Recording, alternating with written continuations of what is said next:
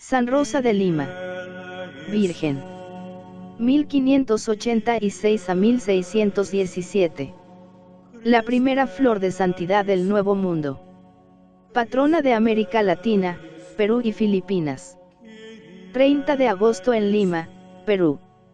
Gracia, hermosura, inteligencia, todo parecía haberlo reunido la naturaleza en aquella criatura privilegiada. Es la reina de la juventud de Lima, decían las gentes cuando la veían pasar, y su madre, orgullosa de ella, la presentaba en las fiestas y las tertulias, en las iglesias y en los paseos públicos. No era del todo desinteresada aquella conducta. Doña María de Oliva andaba siempre llena de apuros económicos.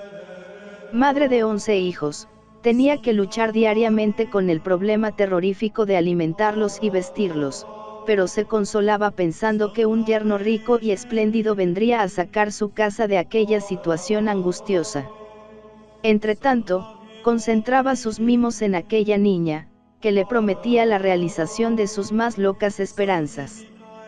La hija de un magnate no hubiera tenido educación más esmerada, maestros de música, de declamación, de toda suerte de habilidades, que podrían realzar los encantos de una mujer. Rosa bordaba, dibujaba en el papel y en el lienzo, cantaba y hacía versos, tocando el arpa y la vihuela, su mano era un prodigio. Un día llegó el novio soñado, el heredero de una casa opulenta. La alegría no fue tan grande como se hubiera podido esperar. La niña se iba poniendo, algo tonta. Su madre observaba con terror no sé qué tendencias propias, como ella decía, de beatas e iluminadas. Era silenciosa y recogida, muy rezadora, enemiga de juegos y diversiones. Costábale un triunfo sacarla de casa, y llegaba a las mayores extravagancias para encontrar un pretexto que le permitiese quedarse en su retiro.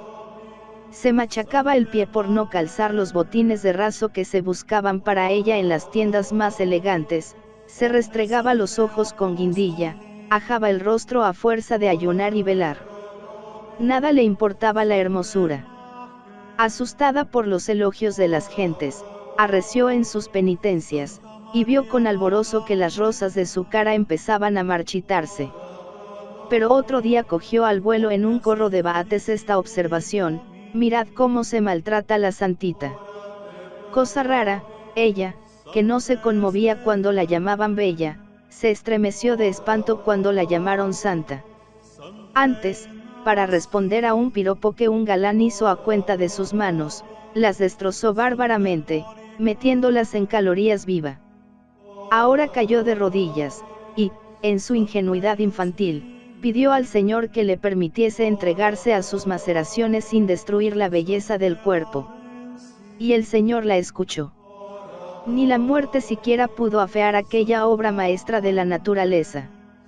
Entretanto, la pobre madre seguía defendiendo sus posiciones, y, en el exceso de su amor, no dudaba en llegar hasta la tiranía.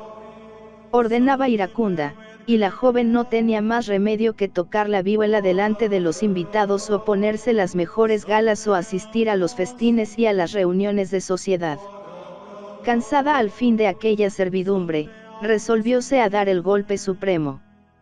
Para conseguir la protección de la Santísima Virgen, quiso consagrarla lo mejor que tenía, un magnífico rosario de plata y de coral.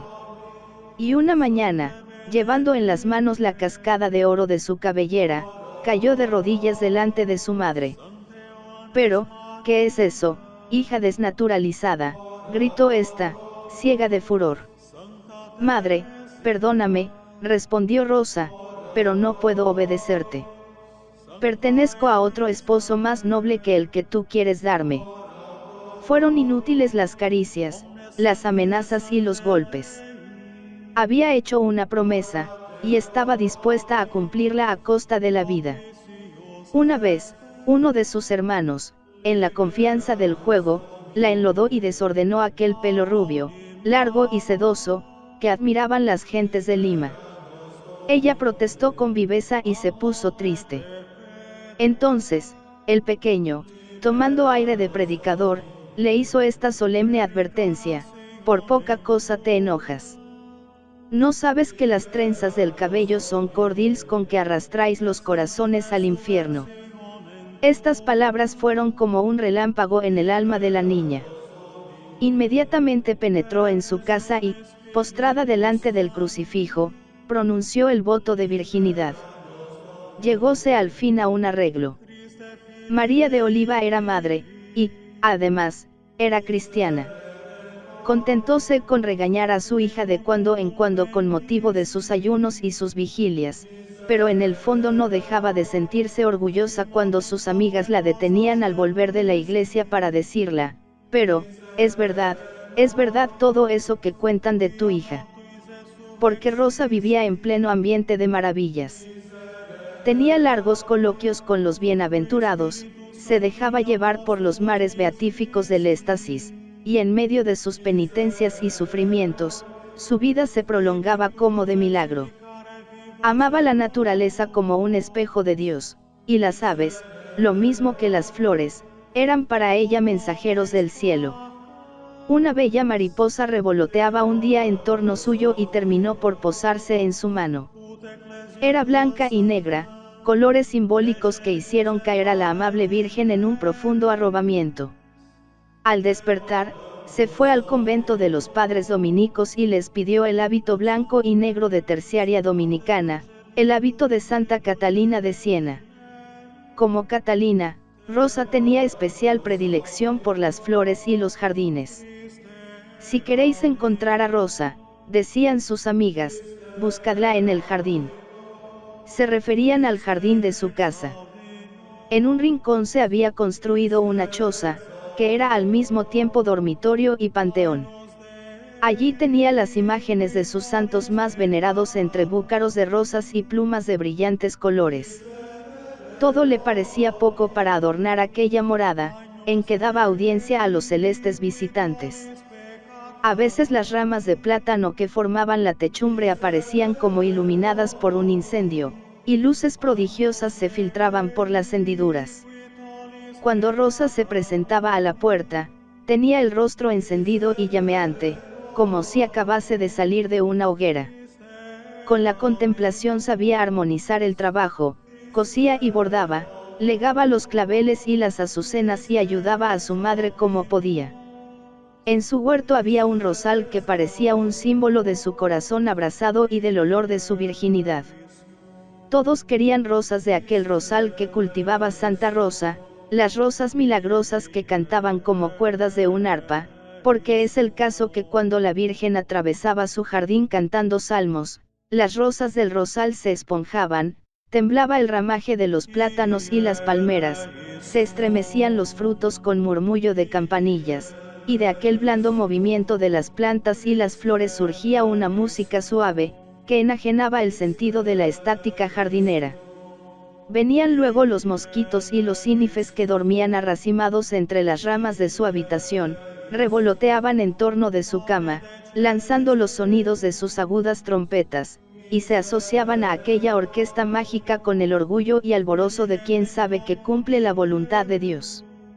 De pronto rompían el aire los trinos del quetzal, el ruiseñor de América. Era el mejor amigo de Rosa.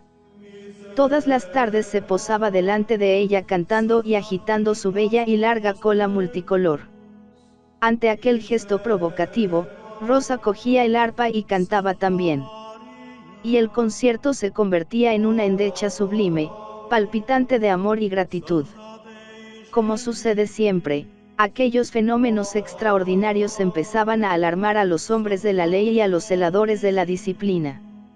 Era la primera vez, a juzgar por lo que contaban las historias, que la unión mística, con todo su acompañamiento de oración, de quietud, desposorio espiritual, visiones y apariciones, se realizaba en las vírgenes tierras americanas. ¿Y quién nos asegura, pensaban algunos, que en todo esto no hay más que pura hipocresía y tentación diabólica? Un día Rosa vio que invadía su huerto la turba venerable de los doctores, los escribas y los alguaciles, armados de libros, de plumas y tinteros. Ella les recibió temblorosa y les ofreció sillas bajo los plátanos corpulentos. Después empezó el interrogatorio. ¿Desde qué edad empezaste a sentir ese espíritu de oración? No sabría decirlo, ya en la infancia, mi mayor deleite era pensar en Dios, conversar con Él y ocuparme de las cosas del cielo. ¿Has hecho siempre ese ejercicio con el mismo recogimiento? Antes de los 12 años me sentía a veces inquieta y fatigada, después, nunca me ha sucedido semejante cosa.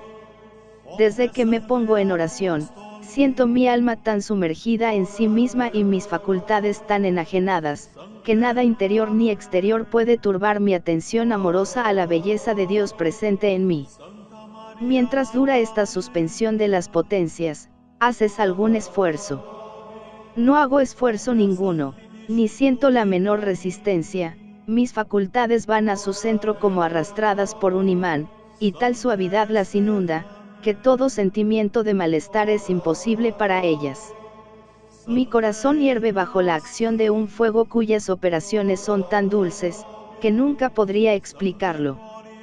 Tras esto, queda en el fondo del alma una presencia de la divinidad, amable, serena, graciosa, y la felicidad que siento entonces hace que no pueda encontrar consuelo en otra cosa cualquiera. ¿Has leído libros de teología mística? Ni los he tenido, ni los he leído nunca, ni sé que mi oración tenga un nombre entre los sabios. Has sufrido muchos y muy largos combates contra las malas inclinaciones de la naturaleza. Apenas recuerdo haber tenido luchas de esa clase. Por la gracia divina, desde que conocí a Dios, tuve el temor de desagradarle, y si un movimiento contrario a la razón se levantaba dentro de mí, bastábame recordar la presencia de Dios para refrenarle. ¿No has pasado por alguna tribulación para llegar a ese grado de intimidad con Dios? Al llegar aquí la joven contó una cosa extraña. Alternando con las dulzuras inefables de la unión, sentíase envuelta en una noche espantosa, que le hacía sufrir los horrores de la agonía. De la cumbre de la luz contemplativa, caía súbitamente en un abismo rayano con la desesperación. Se veía sola, en un desierto sin fronteras, alejada de Dios y como encerrada en los sótanos del infierno. Durante 15 años, añadió la vidente, no ha pasado un solo día sin que haya sufrido esta crisis por lo menos una hora, que para mí es un siglo. Entiendo, repuso el sabio examinador, se trata de ese purgatorio espiritual que es necesario al alma para adquirir el perfecto conocimiento de sí misma. ¿Y qué es lo que os ha sucedido, añadió, al salir de esa noche infernal? Cuando desde el fondo de los infiernos me siento transportada a esa luz de los abrazos del esposo divino, mi alegría es tan completa como si ya no pudiese experimentar eclipse ninguno. Siento los ímpetus de un amor libre, que se precipita como un río después de haber derribado los obstáculos que se oponían a su curso.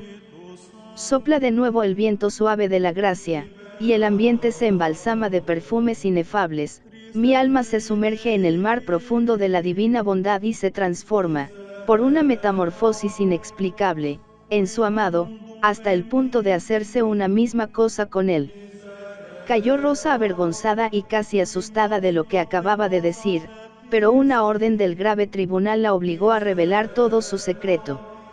En esos momentos dichosos, dijo, me parece que mi unión con Dios ya no podrá romperse, que ya no podré perder el amor, que estoy confirmada en gracia. Es como si ya no pudiese pecar. Se me figura, añadió con voz débil, reveladora de su turbación, que estoy diciendo herejías, pero eso es lo que siento. Con frecuencia veo la humanidad de Jesucristo en las diferentes edades de su vida, y siempre con un rostro afable, gracioso y sonriente. También la Reina de los Cielos se digna favorecerme con su dulce y amable presencia. ¿Y esas visiones?, preguntaron los doctores, ¿son intelectuales o imaginarias? No sé lo que quieren decir esas palabras, respondió la Virgen, lo único que puedo deciros es que veo pasar cerca de mí a mi Salvador, de una manera clara, aunque fugitiva, que recuerda el estallido de una estrella fugaz. Habló finalmente de los efectos que estos fenómenos maravillosos dejaban en su alma, una alegría superior a toda alegría imaginable, un concepto sublime de la filiación divina del cristiano, un anhelo irrefrenable de la vida perfecta y un ardor apasionado por llevar las almas a Dios. A veces, Rosa sentía envidia de Santa Catalina de Siena, que había atravesado los pueblos llevando el mensaje divino. «Oh», exclamaba, «lo que yo daría por la dignidad de anunciar el Evangelio. Iría a través de las ciudades predicando la penitencia, con los pies descalzos, el crucifijo en la mano y el cuerpo cubierto de un cilicio espantoso. Caminaría durante la noche, gritando, pecadores, arrepentíos, abandonad vuestras iniquidades. ¿Hasta cuándo seréis como rebaños atolondrados delante de los demonios? Huid de los eternos castigos, pensad que solo hay un instante entre la vida y el infierno». En los últimos días de su vida, Rosa ya no sentía las angustias del infierno espiritual, pero, en cambio, se sintió atacada por una dolencia que la dejaba convulsa, exánime, temblorosa, y que fue un enigma para todos los que la asistían. «Me parece», decía ella, «como si pasasen por todo mi cuerpo un hierro candente, como si atravesasen mi corazón con una espada de fuego, como si un martillo de bronce cayese sin cesar sobre mi cabeza y me rompiese el cráneo. Siento que un incendio me penetra hasta la médula de los huesos, consumiendo lentamente mi vida». Y añadía, «Herid sin piedad, Señor, cumplid en mí vuestra santa, justa y adorable voluntad. Aumentad el dolor al dolor, pero dadme paciencia». En realidad, todo aquello no era más que la violencia del amor, el ardor vehemente de los bienes eternos. me abrazo», clamaba la enferma, «y el y vinagre que me den, será para mí como un refrigerio». En medio del dolor se sentía locuaz y no podía contener su alegría. De cuando en cuando se dormía en raptos amorosos, y al ver de nuevo a los que la rodeaban, decía, «Oh, si hubiese tiempo aún. Qué grandes y bellas cosas os diría yo de la suavidad de Dios y de la brillante corte del palacio eterno». Pero había llegado la última hora. Preparóse a ella, pidiendo la bendición de sus padres para morir. «El peligro no es inminente», decían ellos, «mañana, mañana». «Mañana», respondió Rosa sonriendo, «estaré ya lejos de aquí. Estoy viendo la mesa del eterno banquete, y allí hay un puesto para mí, y esta misma noche debo ir a ocuparle». Y fijando los ojos en su madre, como si quisiera recordarle aquellas fiestas de sociedad a que asistieron juntas en otro tiempo, añadió, «debemos ser puntuales. Si no llego a la hora fijada, me cerrarían las puertas como a las vírgenes locas». Algunos momentos después hizo en su pecho la señal de la cruz, pronunció 3 veces con voz temblorosa el nombre del amado y se fue a cultivar los rosales que no se marchitan. Muerta, aparecía hermosa, radiante, sonriente, como en vida.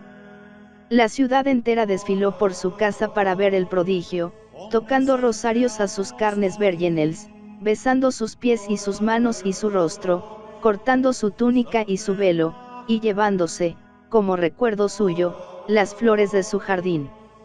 «Esta virgen no está muerta, sino dormida», decía la multitud, y fue preciso enterrarla de noche para contener los ímpetus de la devoción popular.